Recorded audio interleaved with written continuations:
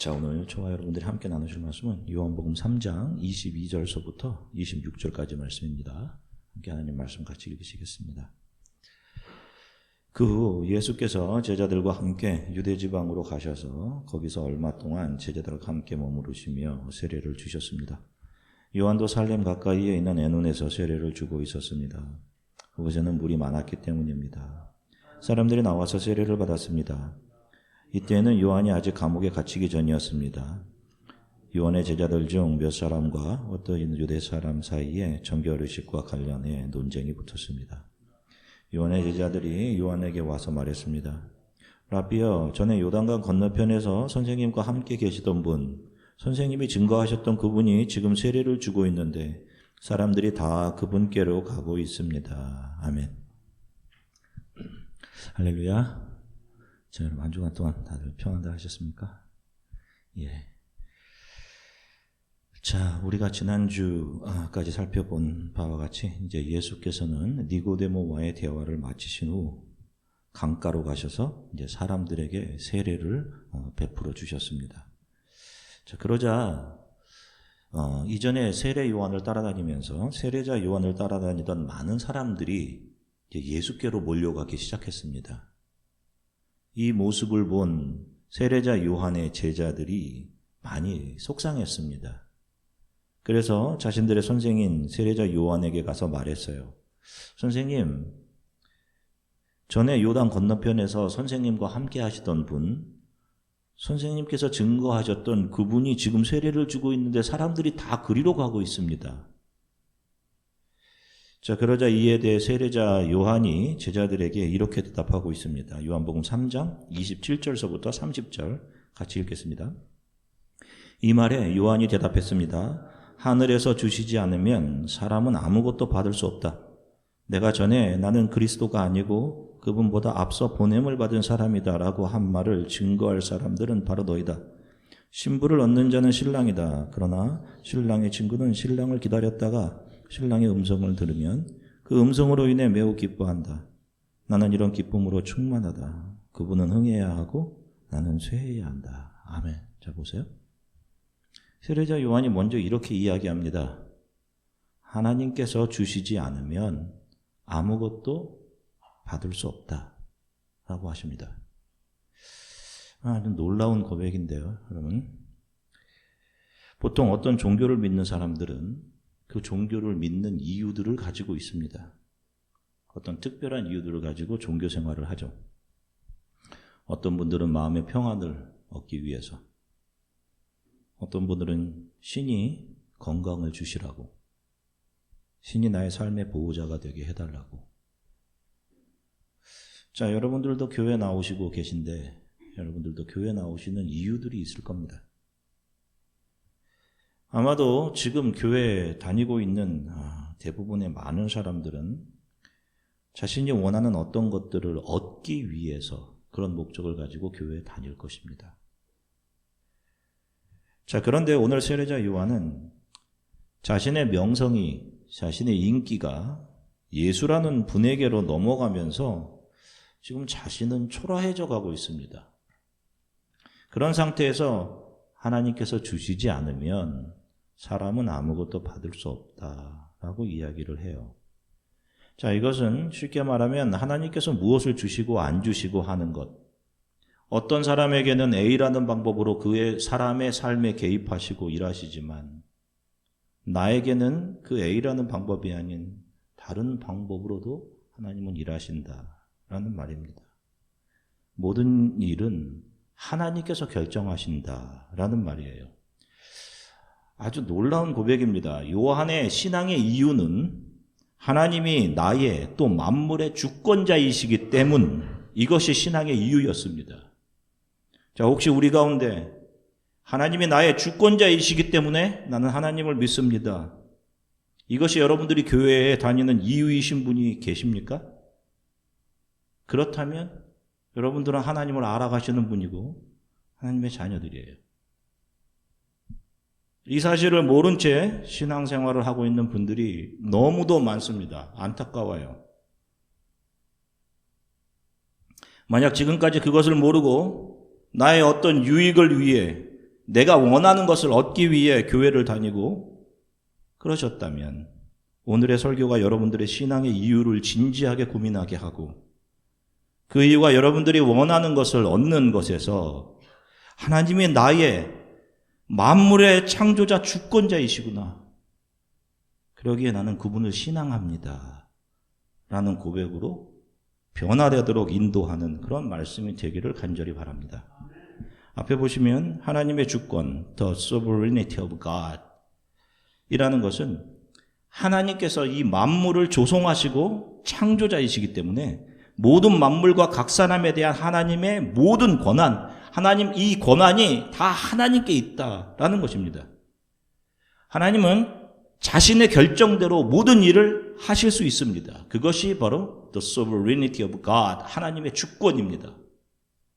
이걸 신뢰하는 사람들이 크리스찬인 거예요. 하나님께서는 저와 여러분들을 만드셨습니다. 그리고 이 오랜 역사 중 지금 이 시대를 살아가게 하셨습니다. 우리를 500년이나 600년대 중세시대의 일을 살아가게 하시지 않으셨어요.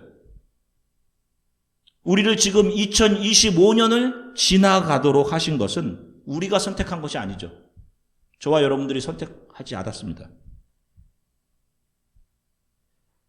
우리가 원해서 남자로 태어나고 우리가 원해서 여자로 태어난 것이 아니고 우리가 원해서 우리의 국적과 인종을 결정한 것이 아니라 하나님이 주권적으로 결정하시고 우리를 이 역사 안에 놓으신 겁니다. 오늘 본문을 보면 많은 사람들이 때로 몰려와 세례 요한을 따라다녔습니다. 야, 이분이 진짜 귀한 선지자이며 선견자 지혜자다. 심지어는 유대의 종교자들도 요한을 랍비, 선생님이라고 존경했어요. 그런데 명성과 인기가 지금 예수라는 사람에게로 넘어가고 있어요. 인간적으로 속상하죠. 그런데 그가 마지막에 뭐라고 이야기를 합니까? 그가 흥해야 하고 나는 쇠해야 한다. 이런 얘기를 해요. 무슨 말이에요? 자, 예수님이 흥해야 한다라는 말이 인기가 예수님에게 넘어가고 예수를 따르는 사람들의 숫자가 많아지는 것을 얘기하는 건가요? 아니죠. 예수께서 메시아로 이 땅에 오셔서 그분의 목적이 이루어져 가는 것. 이제 저분이 자신의 모든 것을 우리를 위해 내어주실 거다. 저분은 배신당하시고 모욕당하시고 십자가에서 죽으실 거야. 그리고 부활하셔서 성도들에게 영원한 생명, 부활의 길을 열어주시는 것. 이것을 요한은 예수의 흥함이라고 이야기하는 거예요. 그리고 세례자 요한은 사람들의 주목과 인기를 다 빼앗겨 가죠.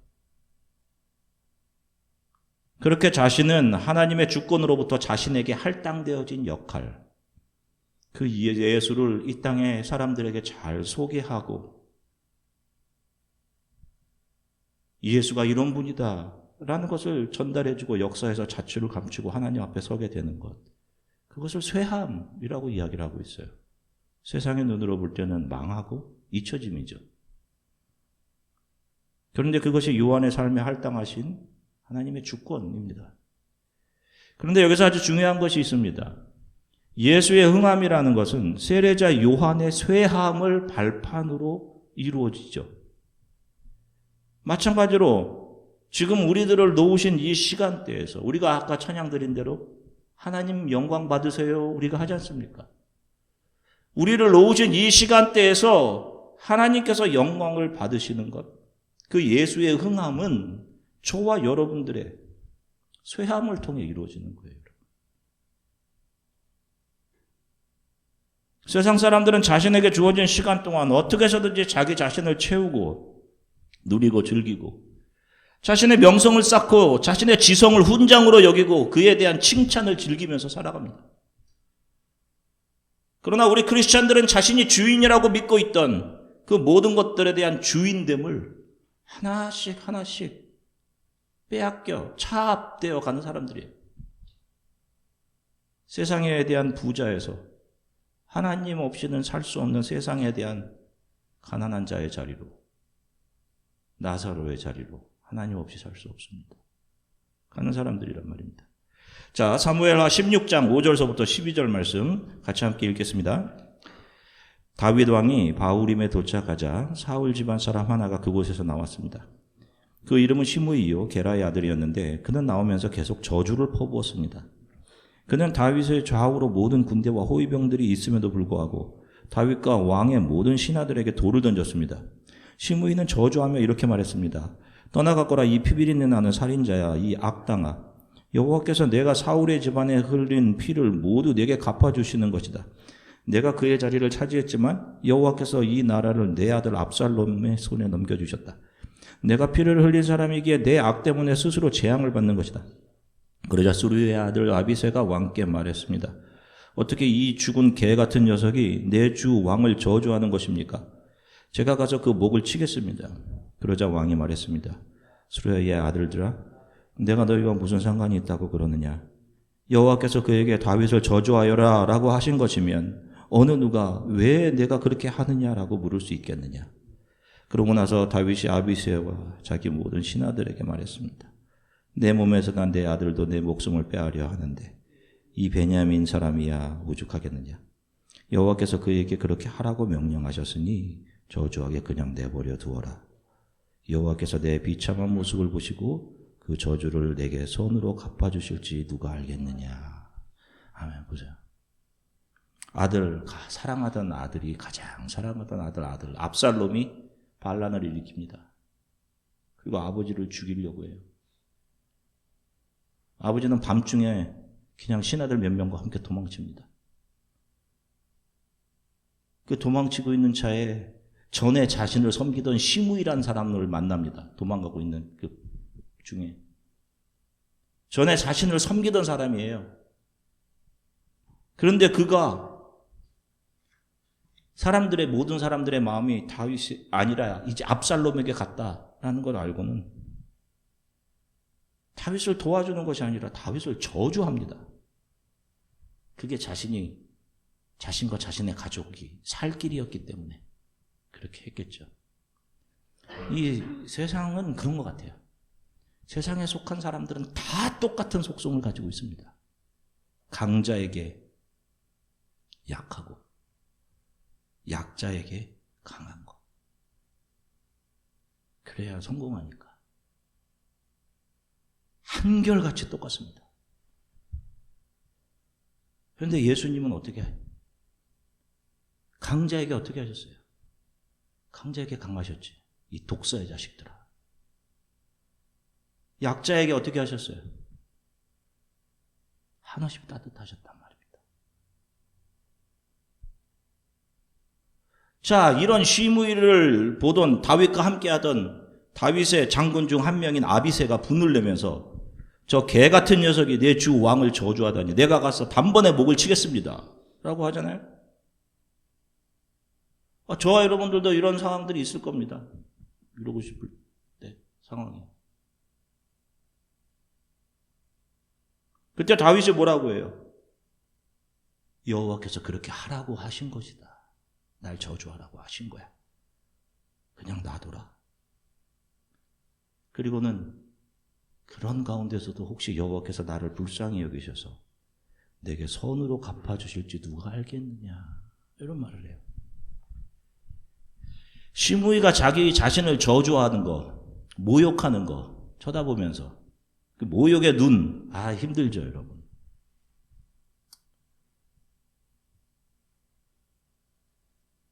그 눈도 힘든데 입으로 저주하는 것까지 힘들지. 그건 역시 하나님의 주권 아래에 있는 것이고 혹시 그런 저주를 받는 나를 긍휼히 여기셔서 선으로 갚아주실 수 있는 분도 하나님이시다. 하나님의 주권, 그것을 다윗이 신뢰하고 있는 거예요. 그래서 사도 바울 역시 그런 말을 하죠. 빌립보서 1장 21절에 내 안에 사는 것이 누구니? 그리스도니. 나의 무엇도 유익함이라? 나의 죽음도 유익합니다. 만물과 자신을 향한 하나님의 주권을 인정하는 것이에요.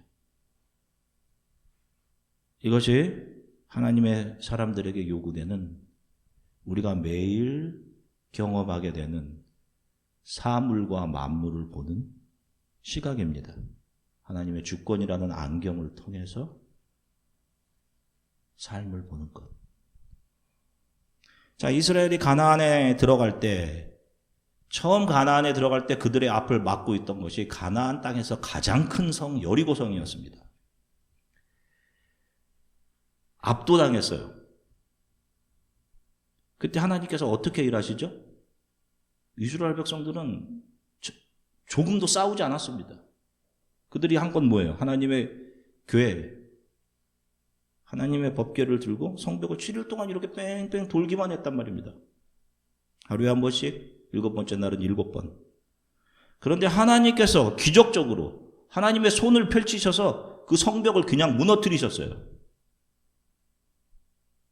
그러나 이 같은 기적은 다시는 일어나지 않았습니다. 이렇게 무너진 성벽은 여리고성 하나뿐이었어요. 그 다음부터는 이스라엘이 직접 싸워서 점령해야 했습니다. 그 다음 아이성은 형편없이 작은 성이었는데 거기서 수많은 이스라엘 사람들이 죽죠. 하나님은 어린 목동 다윗의 손에 능력을 주셔서 그가 작은 돌멩이로 골리앗을 쓰러뜨리게 하셨습니다. 다니엘이 페르시아 왕께 절하지 않고 하나님께 기도한다는 이유로 페르시아 사람들이 그를 사자굴에 던집니다. 하나님은 사자의 입을 막아서 다니엘을 상처 없이 사자의 굴에서 구해내십니다. 다니엘의 3명의 친구들, 느부갓네살이 왕이 세운 신상에 절하지 않는다고 어떻게 합니까? 그들을 쇠를 녹이는 불구덩이 속에 던져버립니다. 하나님은 그들이 불에 그슬리지도 않게 했고 머리털 하나 타지 않게 하셨습니다. 걸어서 나오게 하셨어요. 사드락, 메삭과 아벳느고야 너희들이 살아있느냐? 왕이 묻지 않습니까? 하나님이 우리를 지키셨습니다. 이들에게는 이렇게 일하셨습니다. 그러나 하나님이 사랑하셨던 복음의 증거자 사도 바울은 그가 몸이 너무 아파서 하나님 제 몸이 너무 아픕니다.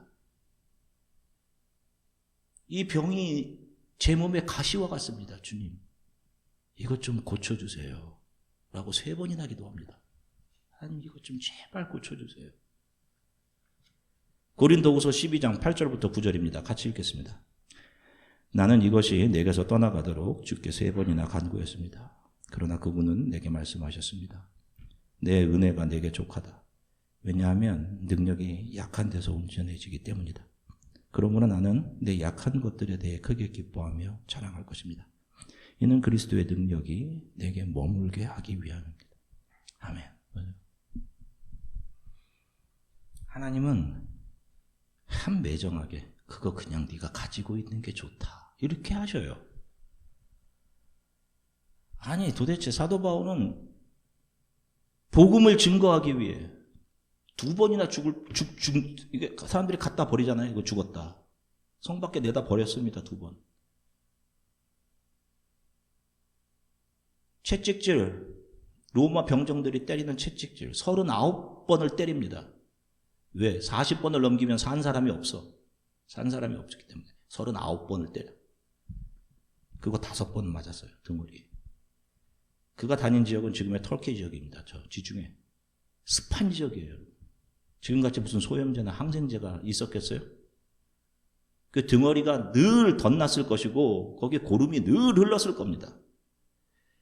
복음을 전하기 위해 맞고 죽고 먹을 거 제대로 먹지 못하고 수십 년간 힘들게 다녔어요.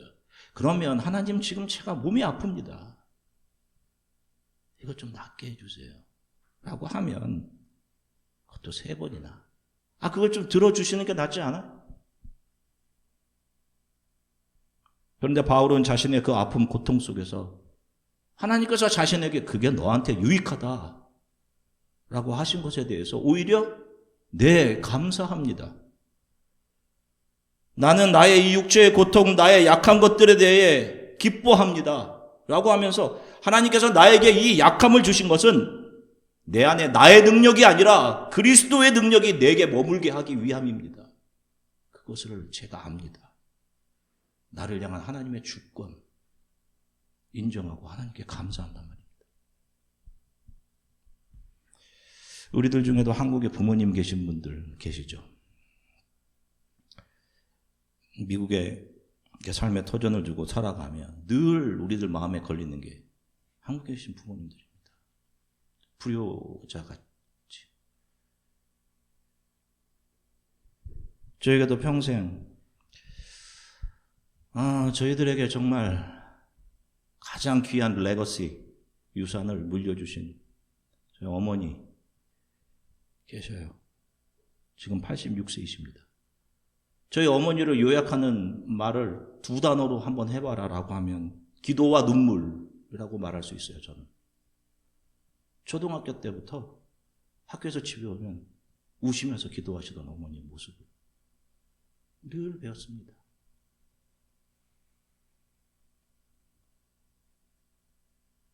생일 되시면 70세가 넘어서까지 항상 기도원에 가셔서 금식하시면서 기도하고 오셨어요. 생일이 되시면. 너희들 생일 거 이렇게 차리고 할 거 없어. 한 6년 전 넘어지셔서 다치신 후에 걷지 못하십니다. 그리고 매일 통증 때문에 힘들어 하셔요. 이게 멀리 있는 아들에게 커다란 아픔입니다. 전화하면 어머니 괜찮으세요? 라고 하면 온몸이 너무 아프다 그러세요. 저의 기도가 하나님께 드리는 기도가 하나님 저희 어머니 통증 좀 감하게 좀 해주세요. 평생 동안 주를 위해 기도하시고 주를 섬기고 하셨는데 하나님이 이 통증 좀 감해 주세요. 아니면 그 통증을 좀 저에게 주세요. 어머니 좀 감해 주세요.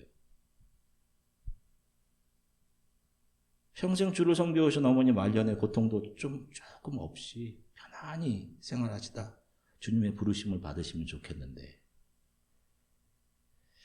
그런데 이제 저희 어머니를 향하신 하나님의 주권, 그분은 지금도 저희 어머니께 가장 선하고 대하고 계신다라는 사실을 믿습니다. 아프시고 하시겠지만 어머니가 그 가운데 주를 향한 기쁨을 잃지 않고 살아가게 해주세요 라고 이제 기도해요. 우리도 하나님께서 다윗에게 대하셨듯이 나에게 벅찬 상대를 하나님 좀 내가 멋지게 좀 이기게 해주세요. 골리앗과 같은 상대를 좀 멋지게 내가 좀 이기게 해주세요, 주님. 다윗에게 함께 하실 능력 나에게 좀 주세요. 기도할 수 있어요. 응답 없으시죠? 응답이 없으시죠? 하나님 없으신가? 안 계신 건가? 그런데 성경은 이렇게 얘기합니다. 히브리서 11장 36절부터 37절 같이 읽겠습니다. 또 어떤 사람들은 조롱과 채찍질을 당했으며 심지어 결박되고 투옥되기까지 했습니다. 그들은 돌에 맞았고 톱질을 당했고 칼로 죽임을 당했습니다. 그들은 양가죽과 염소가죽을 입고 떠돌아다녔으며 그들은 가난했고 고난을 당했고 학대를 받았습니다. 아니 왜 하나님은 지금 여기 히브리서에 적힌 이 사람들은 다윗이나 다니엘처럼 구해주시지 않으셨는가? 왜 하나님은 어떤 사람들은 구해주시고 어떤 사람들은 도대체 구해주시지 않는 것인가? 왜 스테반 집사님은 돌에 맞아 죽게 그냥 놔두시고 베드로는 기적적으로 감옥에서 구해주십니다? 왜 누구는 오래 살게 하고 누구는 선교지에서 비참하게 죽게 하시는가? 대답은 하나님은 주권적으로 자신의 능력을 결정하고 행하시기 때문입니다. 그런데 이 주권은 반드시 선을 만들어내기 위해 우리 안에 우리의 능력이 아닌 예수 그리스도의 능력에 머물게 하기 위해 하나님께서는 이 주권을 사용하시는 겁니다. 곰곰이 생각해 보시면 여러분들이 지금까지 살아오신 이 길에 다른 사람들의 삶엔 없었던 기적같이 하나님께서 여러분들을 함께 하시고 고쳐주시고 회복시켜주시고 여러분들과 함께 하셨던 순간들이 분명히 있을 겁니다. 기적같이. 잠시 지금 그걸 잊고 있을 뿐이지. 저에게도 있습니다. 분명히 있어요. 죽음의 고통에서 하나님께서 기적같이 살려주셨을 때, 자녀를 낳지 못할 것이라는 상황에서 기적같이 저희에게 자녀를 주셨을 때, 그때 나는 내가 모든 것을 평범하게 누리는 것이구나라고 생각했는데 내 삶에 평범이라는 건 없구나. 하나님께서 허락하시지 않으면 나는 하나도 받을 수 없는 거구나 라는 것을 깨닫게 해주셨을 때가 분명히 있었습니다. 분명히 저와 여러분들을 향한 하나님의 주권이 있어요. 내가 참 약해지고 초라해지면 견딜기 힘들어요. 그런데 그런 나의 쇠함 속에 그리스도의 능력을 불어넣으시려는 하나님의 그 주권을 인정하고 몸의 통증과 어려움과 나의 초라해짐의 자리에서 일어나 주 예수로 인해 저와 여러분들이 일어날 수 있기를 간절히 바랍니다. 우리를 향한 주님의 주권이 분명히 있으니 분명히 우리를 선으로 인도하실 터이니 그것을 신뢰하고 살아가시는 한 주간이 되시기를 주 예수 그리스도의 이름으로 간절히 축원합니다. 함께 기도하겠습니다. 함께 기도하고 성찬의 떡과 잔을 받겠습니다. 말씀을 기억하면서 기도했으면 좋겠습니다. 우리도 저런 사람처럼 나의 삶에 기적적으로 하나님이 함께 하셔서 이렇게 됐으면 좋겠는데 라고 생각했을 때가 있을 것입니다. 그래서 하나님 이렇게 해주세요, 이것 주세요 라고 기도했을 때 하나님께서 주시지 않으면 제가 받을 수 없고 하나님께서 안 주시는 것은 나를 선하게 내 안에 그리스도의 능력이 채워지게 하기 위함입니다. 돌아보면 분명히 하나님께서 나를 하나님의 주권으로 기적적으로 인도하셨던 때도 있었습니다. 잊고 살았는데 나의 삶을 향한 하나님의 주권을 신뢰하며 한 주간을 살아갈 수 있도록 도와주세요, 주님. 우리 이렇게 잠시 함께 기도하고 성찬의 떡과 잔을 받겠습니다. 하나님 참 감사합니다. 오늘 사랑하는 성도들과 함께 The sovereignty of God, 하나님의 주권, 하나님께서 하나님이 결정하시고 이 만물과 하나님의 자녀들을 죽음의 오차도 없이 선으로 이끌고 가고 계시오. 말씀과 함께 나누고 선포했습니다. 이 하나님의 주권에 대한 이해와 믿음이 사랑하는 성도들의 마음에 잘 뿌리내리며 이들 앞에 있는 어떤 힘든 상황과 누군가 나를 가시눈으로 쳐다보고